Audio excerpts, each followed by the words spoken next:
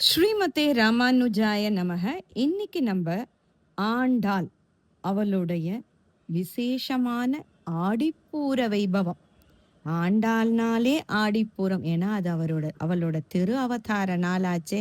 அதை நம்ம மறக்கவா முடியும்? அஹ், ஆண்டாளோட அதிசயத்தையும் அவ பூமியில வந்து தோன்றினாலே அந்த அழகையும் எல்லாத்தையும் பத்தி பார்க்கலாமா? ஆண்டாள் அப்படின்னாலே நமக்கு என்ன ஞாபகம் வரும்னா, ஆழ்வார்கள்ல ஒருத்தர். அதாவது 12 ஆழ்வார்கள், அதுல 11 பேர் ஆண்கள், ஒரே ஒரு பெண். அது யார்னா நம் கோதை நாச்சியார். அவளே அவ எப்பேற்பட்டவ அப்படின்னு பாத்தீங்கன்னா, அவ வைகுண்டத்துல பகவானோடு கூடி இருந்தா. ஆனா நமக்காக வேண்டி இந்த பூமியில திரு அவதாரம் பண்ணா.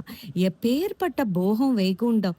அத விட்டுட்டு இந்த லீலா விபூதியில நமக்கு அனுகிரகம் பண்றதுக்காக அவதாரம் செஞ்சா அந்த தாயார். அவளுடைய பெருமைகளை பார்க்கலாம். இன்னோ திருவாடி பூரம் எமக்காக அன்னோ இங்காண்டால் அவதரித்தால் குன்னாத வாழ்வான வைகுந்தவான் போகந்தன்னை இழந்து ஆழ்வார் திருமகளாராய்.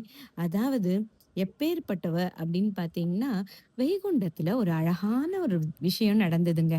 எப்படின்னா, வைகுண்டத்துல பெருமாள் அவரோட திருவடியில தாயார் பூமா பிராட்டியும் பூமி பிராட்டியும் ஸ்ரீதேவி தாயாரும் உட்கார்ந்துட்டு இருக்கா.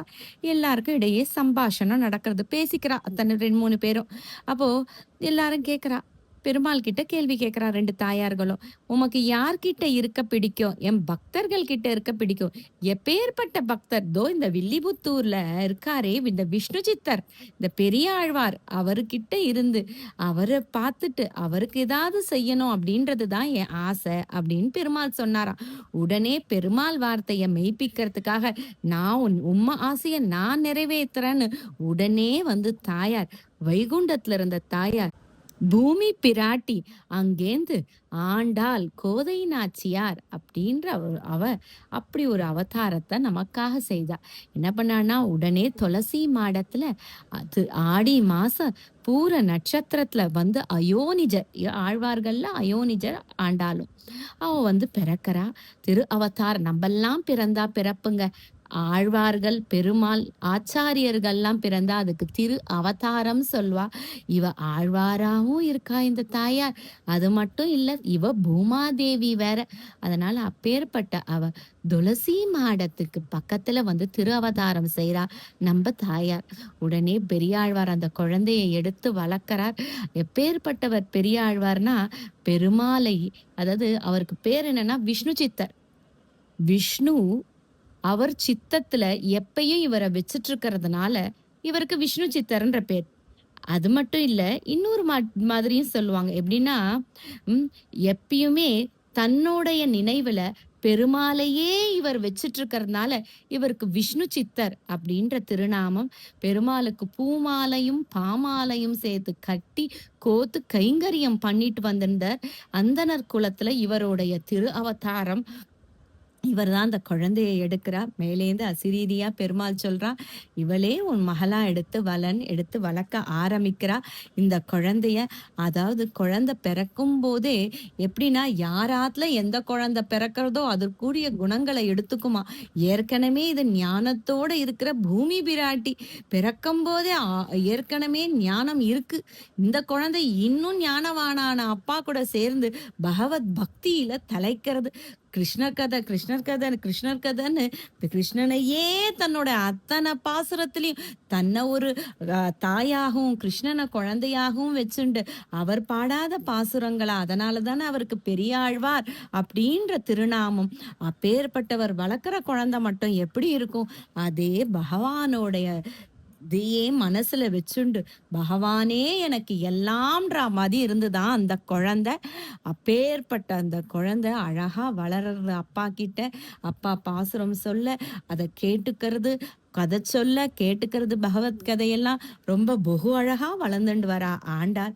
அப்பேற்பட்ட ஆண்டாள் தான் பாவை நோன்பு ஒண்ணு நோத்து பகவானுக்காக வேண்டிண்டு திருப்பாவைன்ற வசத்தியான கிரந்தத்தை நமக்காக வேண்டி அனுகிரகம் செய்யறா. வேதம் அனைத்துக்கும் வித்தாகும் கோதை தமிழ் ஐந்தும் அறியாத மானிடரை. அதாவது வேதத்துக்கே இது வித்து போன்றதாம், உயிர் போன்றதாம். வித்துனா என்ன, ஒரு விதை இருந்தாதான் செடி வளரும். அப்பேற்பட்ட விதையா இருந்துதான் இந்த திருப்பாவை. இந்த திருப்பாவையோடைய ஏற்றத்தை சொல்லணும்னா, பிராபியம் பிராபகம், அதாவது வழி, அதை அடையக்கூடிய வழியும் அந்த இலக்கு, இது ரெண்டுமே பெருமாள் தான் அப்படின்றத உணர்த்துறது.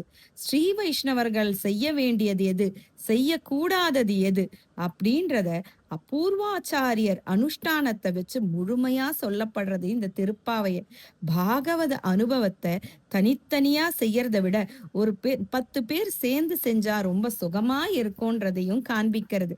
அதாவது ஒரு சன்னதிக்கு போனோம்னா பெருமாள் சேவிக்கிறதுக்கு முன்னாடி முதல்ல ஆழ்வார்கள், ஆச்சாரியர்கள், தாயார் சன்னதியை சேவிச்சுண்டு, அதுக்கப்புறம் துவாரபாலகால சேவிச்சுண்டு, அப்புறம் பெருமாளை சேவிக்கணும், கருடன் எல்லாரையும் சேவிச்சுட்டு பெருமாளை சேவிக்கணும்ன்றதான் அழகா தம் பாசுரத்துல துவாரபாலகர்கள் பலராமன், யசோத, நந்தகோபன் இவாளெல்லாம் சேவிச்சுட்டு அதுக்கப்புறம் கடைசியா பெருமாள் கிட்ட போய் அடைக்கலம் புகணும்ன்றதையும் காண்பிக்கிறார். எம்பெருமானு கிட்ட செல்றதுக்கு முன்னாடி நம்ம எப்பொழுதுமே தாயாரோட உதவிய நாடனம். புருஷகாரத்தை பத்தியும் சொல்லியிருக்கா. நாம் அவருக்கு எப்பொழுதும் மங்களாசாசனம் செய்யணும்ன்றதையும் இந்த திருப்பாவையில காமிச்சிருக்கா. நம்ம அவர்கிட்ட கைங்கரியம் கேட்கணும். அதாவது ஜீவாத்மான்றவா நம்ம பிறந்தது எதற்காக, பெருமாளுக்கு நித்திய கைங்கரியம் செய்யறதுக்காக தான் நம்ம ஒரு ஜீவனோடைய பிறப்புமே. அப்போ நம்ம ஒருத்தருமே பிறப்போடைய ரகசியத்தையே இந்த பாசுரத்துல காமிச்சிருக்கா. இங்க கைங்கரியம் செஞ்சது போக மீதி தொடர்றதுதான் வைகுண்டத்தை. வைகுண்டத்துல செய்ய வேண்டியதை இங்கேந்தே நம்ம செய்ய ஆரம்பிக்கணும் அப்படின்றத திருப்பாவையில ரொம்ப பொகு அழகா விளக்கியிருப்பா. அந்த கைங்கரியத்தை பெறுவதற்கான உபாயமும் அவர்தான், அத வழியும் அவர்தான் அப்படின்றது. உபாயம்னாலே வழியும் அவர்தான், சென்று அடைய வேண்டிய இடமும் அவர்தான்றதையும் காமிச்சிருப்பா. அதாவது கைங்கரியம்ன்றது பெருமாளோட மகிழ்ச்சிக்காக மட்டும்தான் நம்ம செய்யணும், அதுக்கு பிரதிபலனா எதையும் எதிர்பார்க்க கூடாது அப்படின்ற உயர்ந்த கருத்துக்கள் அத்தனையுமே திருப்பாவையில சொல்லியிருப்பா ஆண்டாள். அதாவது நம் சம்பிரதாயத்துல பாத்தீங்கன்னா சுவாமி ராமானுஜர் ஆச்சாரியர் கோஷ்டியிலே பாத்தீங்கன்னா நவரத்னக்கல் பொலிக பொலிக பொலிக போயிற்று வல்லுயிர் சாபம் நலியும் நரகமும் நைந்த நமுனுக்கு யாதொன்னும் இல்லைன்ற மாதிரி, அப்படி நம்ம கலியோட கொடுமைய போக்க வந்தவர் தானே நம் சுவாமி ராமானுஜர். அவர் எத்தனையோ ரத்தன கிரந்தங்களை, அதாவது எப்படி நவரத்தனங்கள் 9 அதே மாதிரி 9 கிரந்தங்களை சாதிச்சிட்டு இருக்கார். ஆனா அவர் எப்பயுமே தினைக்கும் வீதியில பாத்தீங்கன்னா பிரதட்சணம் வரும்போது, அவர் உஞ்சவிருத்தி அப்படின்னு சொல்ற பிக்ஷைக்கு வரும்போது அவருக்கு திருப்பாவை அனுசந்தானம் தான் செய்வாராம். அதனால எத்தனையோ திருநாமங்கள் அவருக்கு இருந்தாலும் திருப்பாவை ஜீயர் அப்படின்ற திருநாமமும் அவருக்கு உண்டு. அதே மாதிரி நான் ஒரு அழகான கதை சொல்றேங்க. இந்த ஆண்டாளுக்கும் நம் சுவாமி ராமானுஜருக்கும் இல்ல ஒரு சம்பந்தத்தோடு கூடிய அழகான கதை. ஒரு வாட்டி என்னாச்சா, திருவரங்கத்துல சுவாமி ராமானுஜர் தன் சிஷ்யர்களுக்கெல்லாம் வசந்த மண்டபத்துல பாத்தீங்கன்னா காலக்ஷேபமா சொல்லிட்டு இருந்தாராம். அப்ப அவர் ஆண்டாள் பாடிய, அதாவது 143 பாசுரங்கள் பாத்தீங்கன்னா நாச்சியார் திருமொழின்னு சொல்லி பண்ணியிருப்பா. அதுல பாத்தீங்கன்னா ஒரு பாசுரம் வரும், நாறு நரும்பொழில் திருமால் இருஞ்சோலை நம்பிக்கு நான் 100 தடா வாய் நேர்ந்து பராவி வைத்தேன் 100 தடா நிறைந்த அக்கார வடிசில் சொன்னேன் ஏறு திருவுடையான் இன்னு வந்திவை கொள்ளுங்களோ இன்னு இத்தனையும் அமுது செய்திடப் பெறில் நான் 100,000 கொடுத்து பின்னும் ஆளும் தென்றல் மனங்கமழும் திருமால் இருஞ்சோலை தன்னுள் நின்ன பிரான் அடியேன் மனத்தே நேர்படியிலே அப்படின்னு சொல்லிட்டு இந்த பாசுரம் வருங்க. ரொம்ப பகு அழகான பாசுரம். இதை சொல்லிட்டு இதை பத்தி காலட்சேபம் பண்ணிட்டு இருக்காரு. பண்ணிட்டு இருந்தவருக்கு திடீர்னு ஒரு சந்தேகம் வந்தது. ஆண்டாள் சொன்னா, நான் உனக்கு 100 தடா வெண்ணெய் 100 தடா அக்கார விடிசில் செய்யறேன்னு. அதை செஞ்சு முடிச்சாலா? இல்லங்க. அங்க இருந்தவாலாம் சொன்னா. அதுக்கு முன்னாடியே அவ பெருமாள் கிட்ட போய் சேர்ந்துட்டாளே!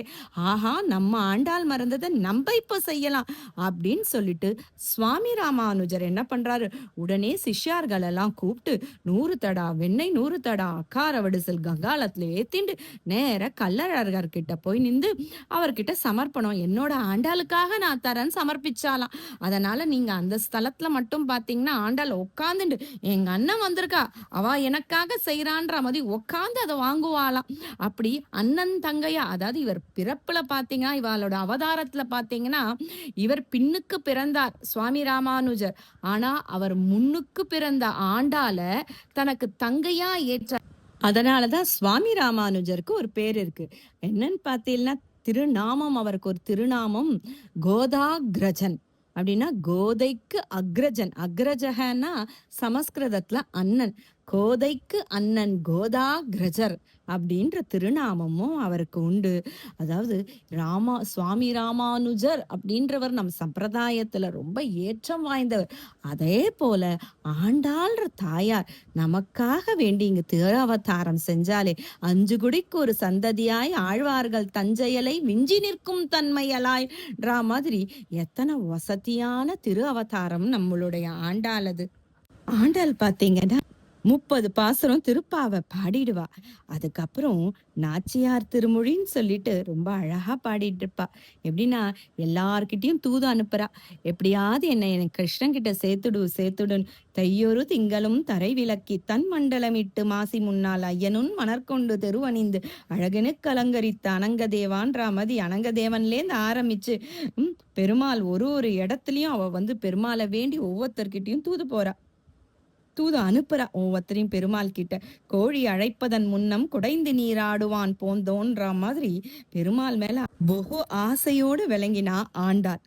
தெள்ளியார் பலர் கை தொழும் தேவனார்ன்ற மாதிரி எப்பேற்பட்ட பகவான் என்னுடைய பெருமாள் அப்படின்ற மாதிரி காமிச்சு ஒரு ஒரு விருத்தாந்தத்தையும் அழகா காமிச்சு தனக்கு கல்யாணம் ஆறதையே ஒரு கனவா நினைச்சு வாரணமாயிரம் சூழ வளம் செய்து நாரணன் நம்பி நடக்கின்னான் என்னது பூரண பொற்குடம் வைத்து புறமெங்கும் தோரணம் நாட்ட கனாகண்டேன் தோழினான் எத்தனை அழகா நமக்காக வேண்டி பாடியிருப்பா. கற்பூரம் நாருமோ கமலப்பூ நாருமோன்ற மாதிரி பகவானுடைய திருமேனியில எத்தனை நறுமணம் மிகுந்தது அப்படின்றது அவனோட வாய் எல்லேந்து எல்லாமே நறுமணம் அப்படின்றத காமிச்சிருப்பா இந்த பாசுரத்துல. சிந்தூர சிந்துர செம்பொடி போல் திருமாலிருஞ்சோலையெங்கும் இந்திர கோபங்களே எழுந்தும் பறந்திட்டன வாழ்ற மாதிரி திருமாலிருஞ்சோலை எம்பெருமான வேண்டி அவர்கிட்டதானே வேண்டிக்கிறா. என்னையும் சேர்த்து வச்சிருன்னு அவர்கிட்டையும் வேண்டிக்கிறா. அவ்வளோ அழகா ஆண்டாள். அதாவது ஆண்டாளோட ஒரு ஒரு பாசுரத்தையும் பார்த்தீங்கன்னா 5 வயசு குழந்தை இது எப்படி பண்ண முடியும் அப்படின்றத நம்ம யோசிக்க வேண்டியதா இருக்கும். அவ்வளோ உயர்ந்த கருத்துக்களை இதுல நம்ம சம்பிரதாய அர்த்தங்களை சொல்லியிருப்பா. அதாவது சரணாகதி சாஸ்திரத்தை இந்த லோகத்துக்கு உணர்த்தத்துக்காகவே ஆண்டாளோடைய திரு அவதாரம். அப்பேற்பட்ட இந்த ஆண்டாளோட கதைகளை சொல்லி நம் குழந்தைகளை வளர்த்து அவாலையும் ஒரு சின்ன ஆண்டாளா வளர்த்தோம்னா நம் சம்பிரதாயம் மேலும் மேலும் தழைக்கும். அப்பேற்பட்ட ஆண்டாளுடைய வாழி திருநாமத்துல அழகா சொல்லியிருப்பா. எப்படின்னா, திருப்பாவை 30ம் செப்பினால் வாழியே பெரியாழ்வார் பெற்றெடுத்த பெண் பிள்ளை வாழியே பெரும்பூதூர் மாமுனிக்கு பின்னானால் வாழியே. அதாவது சுவாமி ராமானுஜருக்கு தங்கையா ஆனாளா நம்ம ஆண்டாள். அப்பேற்பட்ட இந்த ஆண்டாளுடைய வைபவத்தை இன்னைக்கு சொல்லி முடிச்சிட முடியுமான்னு கேட்டா முடியாதுங்க. ஆனா அவளை எப்பயுமே நம்ம மனசுல வச்சுண்டு அவ காட்டிய வழியில போய் நமக்காக வேண்டி இங்க திரு அவதாரம் செஞ்ச நம் ஆண்டாள் கோதை நாச்சியார ஒரு ஒரு நிமிஷமும் நம்ம நினைச்சு அவளை வேண்டிண்டு அவ வழியில சென்று பெருமாளை சேவிச்சு அவரின் திருவடியில சரணாகதி பண்ணி அவரே எல்லாமாக நம்ம வாழணுங்க. ஸ்ரீமதி ராமானுஜாய நமக.